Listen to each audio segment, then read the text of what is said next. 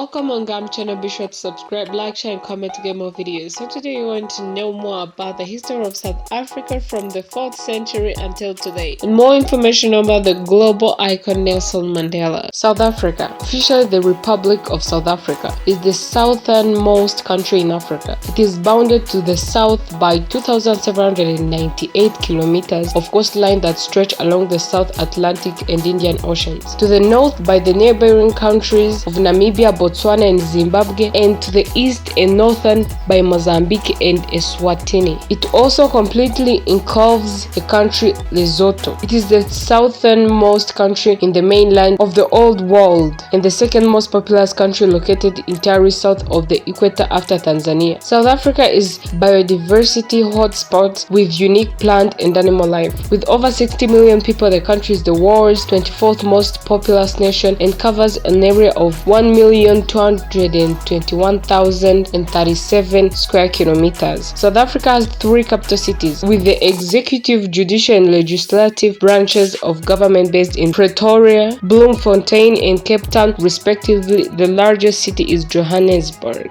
Bantu expansion. Settlements of Bantu-speaking peoples who were iron-using agriculturalists and herdsmen were present south of the Limpopo River. By the 4th or 5th century CE, they displaced, conquered and absorbed the original Khoisan, Khoikhoi and San peoples. The Bantu slowly moved south. The earliest ironworks in modern-day KwaZulu-Natal province are believed to date from around 1050. The southmost group was the Xhosa people, whose language incorporates certain linguistic traits from the earlier Khoisan people. The Xhosa reached the Great Fish River. As they migrated, these larger Iron Age populations displaced or assimilated earlier peoples. In Mpumalanga province, several stone cycles have been found along with the stone arrangement that has been named Adam's calendar, and the runes are thought to be created by the Bakone and Northern Soto people. Portuguese exploration. In 1487, the Portuguese explorer Bartolomeu Dias led the first European voyage to land in southern Africa. On 4th December, he landed at Walfish Bay. This was south of the furthest point reached in 1485 by his predecessor, the Portuguese navigator Diogo Cao. Dias continued down the western coast of southern Africa after 8th January 1488, prevented by storms from proceeding along the coast. He sailed out of sight of land and passed the southernmost point of Africa without seeing it. He reached as far up the eastern coast of Africa. On his return, he saw the cape which he named Cape of Storms. King John II renamed the point Cape of Good Hope as it led to the riches of the East Indies. Dutch colonization. The Dutch established a colony in Africa before many other European countries. It is also the first colonial country which came to South Africa. The Dutch increased its activities in colonial territories and laid the foundations of a port city in Cape Town on South Africa's southwest coast by establishing the Dutch East Indian Company in 1652. The number of Dutch in South Africa was only 90 in 1652, which reached up to 16,000 in 1795. The same year, the number of South Africans enslaved in the country by the Dutch rose up 16,839. The Dutch, who used South Africa as a hub of their slave trade, took thousands of slaves, especially in Cape Town, to the American and European continents by ship.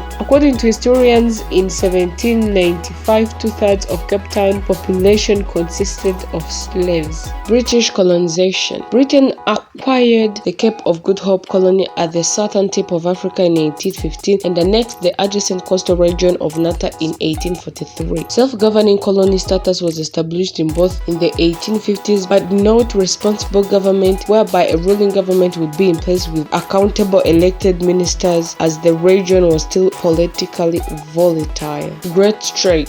From 1835 up to 1840. The Great Trek was an eastward migration of Dutch-speaking settlers who traveled by wagon trains from the Cape Colony into the interior of modern South Africa from 1836 onwards, seeking to live beyond the Cape's British colonial administration. The Great Trek resulted from the culmination of tensions between real descendants of the Cape's original European settlers, known collectively as Boers, the British Empire. It was also reflective of an increasingly common trend among individual Boers communities to pursue an isolationist and semi-nomadic lifestyle away from the developing administrative complexities in Cape Town. Boers who took part in the Great Trek identified themselves as Voortrekkers, meaning pioneers. Boer Wars. The Boer Republic successfully resisted British encroachments during the First Boer War of 1880 up to 1881 using guerrilla warfare tactics which were well suited to local conditions. The British returned with greater numbers, more experience, and new strategy in the Second Boer War of 1899 and 1902, and although they suffered heavy casualties through attrition, they were ultimately successful. Over 27,000 Boers, women, and children died in the British concentration camps. South Africa's urban population grew rapidly from the end of the 19th century onward. After the devastation of the war's Dutch descendants, Boer farmers fled into cities from the devastated Transvaal and the Orange Free State territories to become the class of the white urban poor.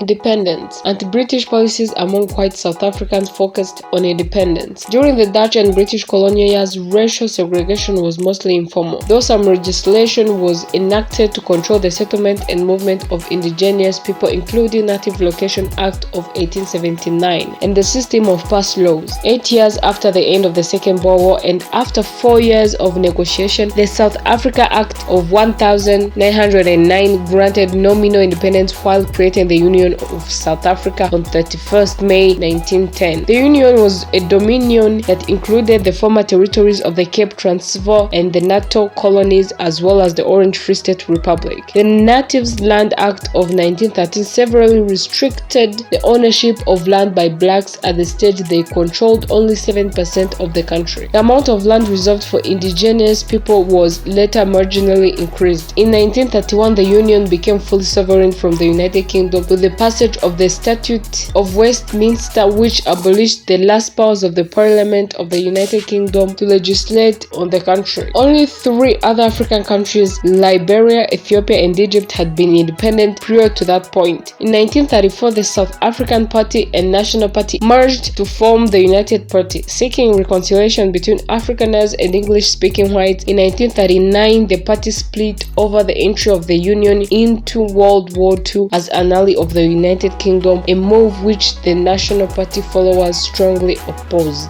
Beginning of apartheid. In 1948, the National Party was elected to power. It strengthened the racial segregation begun under the Dutch and British colonial rule. Taking Canada's Indian Act as a framework, the nationalist government classified all peoples into 3 races: whites, blacks, Indian, and colored people, and developed rights and limitations for each other. The white minority, less than 20%, controlled the vastly larger black majority. The legally institutionalized segregation became known as apartheid. While whites enjoyed the highest standard of living in all of Africa, comparable to first world Western nations, the black majority remained disadvantaged by almost every standard, including income, education, housing, and life expectancy. The Freedom Charter, adopted in 1955 by the Congress Alliance, demanded a non-racial society and an end to discrimination. Republic. On 31st May 1961, the country became a republic following a referendum, which narrowly passed. The British-dominated Natal province largely voted against the proposal. Elizabeth II lost the title Queen of South Africa, and the last Governor-General Charles Robert Swart became the president. As a concession to the Westminster system, the appointment of the president remained an appointment by Parliament and was virtually powerless until Botha's Constitution Act of 1983, which eliminated the office of Prime Minister and instated a unique strong presidency responsible to Parliament. Pressured by other Commonwealth of Nations countries, South Africa withdrew from the organization in 1961 and rejoined it in 1994. Despite opposition to apartheid both within and outside the country, the government legislated for a continuation of apartheid. The security forces cracked down on internal dissent and violence became widespread, with anti-apartheid organizations such as the African National Congress, the Azanian People's Organization, and the Pan-Africanist Congress carrying out guerrilla warfare and urban sabotage. The 3 rival resistance movements also engaged in occasional interfactual clashes as they jockeyed for domestic influence. Apartheid became increasingly controversial, and several countries began to boycott business with the South African government because of its Russia policies. These measures were later extended to international sanctions and the divestment of holdings by foreign investors. End of apartheid. The Malabatan Declaration of Faith, signed by Mengistu Buthelezi and Harish Walls in 1974, enshrined the principles of peaceful transition of power and equality for all, the first of such agreements by blacks and whites political leaders in South Africa. Ultimately, Clark opened bilateral discussions with Nelson Mandela in 1993 for a transition of policies and government. In 1990, the National Party government took the first step towards dismantling discrimination when it lifted the ban on the ANC and other political organizations. It released Nelson Mandela from prison after 27 years of serving a sentence for sabotage. A negotiation process followed. With approval from the white electorate in 1992 referendum, the government continued negotiations to end apartheid. South Africa held its universal elections in 1994, which the ANC won by an overwhelming majority. It has been in power ever since. The country rejoined Commonwealth of Nations and became a member of Southern African Development Community. In post-apartheid South Africa, unemployment remained high while many blacks have risen to middle or upper classes. The overall unemployment rate of black people worsened between 1994 and 2003 by official metrics, but declined significantly using expanded definitions. The fall is in large part attributable to the South African HIV/AIDS pandemic, which saw South African life expectancy fall from a high point of 62 years in 1992 to a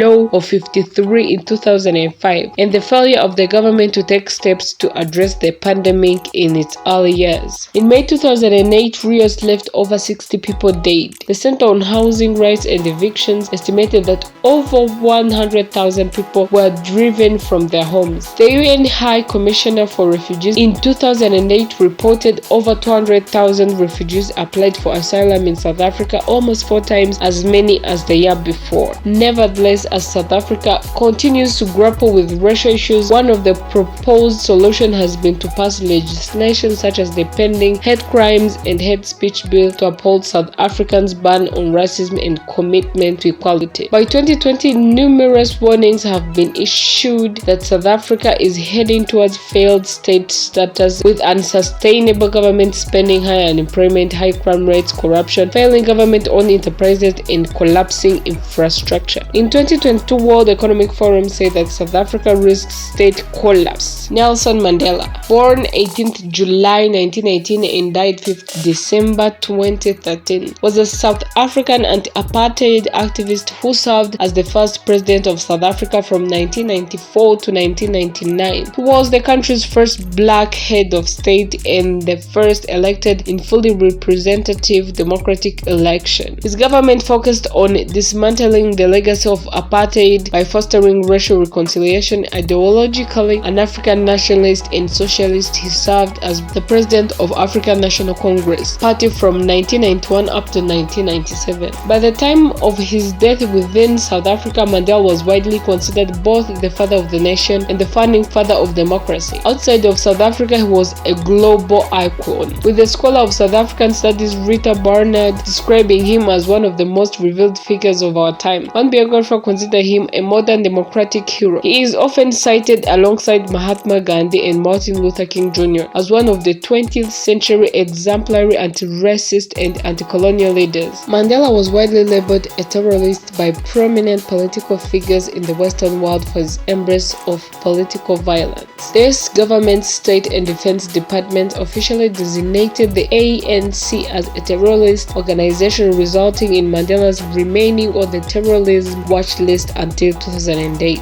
Over the course of his life, Mandela was given over 250 awards, accolades, prizes, honorary degrees, and citizenships in recognition of his political achievements. Among his awards were the Nobel Peace Prize, the US Presidential Medal of Freedom, the Soviet Union's Lenin Peace Prize, and the Libyan Al-Gaddafi International Prize for Human Rights. In 1990, India awarded him the Bharat Ratna, and in 1992, Pakistan gave him the Nishan-e-Pakistan. The same year, he was awarded the Ataturk Peace Award by Turkey. In 2004, Johannesburg granted Mandela the freedom of the city. And in 2008, a Mandela statue was unveiled at the spot where Mandela was released from prison. On the day of reconciliation 2013, a bronze statue of Mandela was unveiled at Pretoria's Union Building. In November 2009, the United Nations General Assembly proclaimed Mandela's birthday 18th July as Mandela Day, marking his contribution to the anti-apartheid struggle. It called on individuals to donate 67 minutes to doing something for others, commemorating the 67 years that Mandela had been part of the movement. In 2015, the UN General Assembly named amended standard minimum rules for the treatment of prisoners as the Mandela rules to honor his legacy. 2019 to 2028, the United Nations Nelson Mandela Decade of Peace. Thank you for watching this video. Keep subscribing, liking, sharing, and commenting to get more videos of history of different countries across the globe.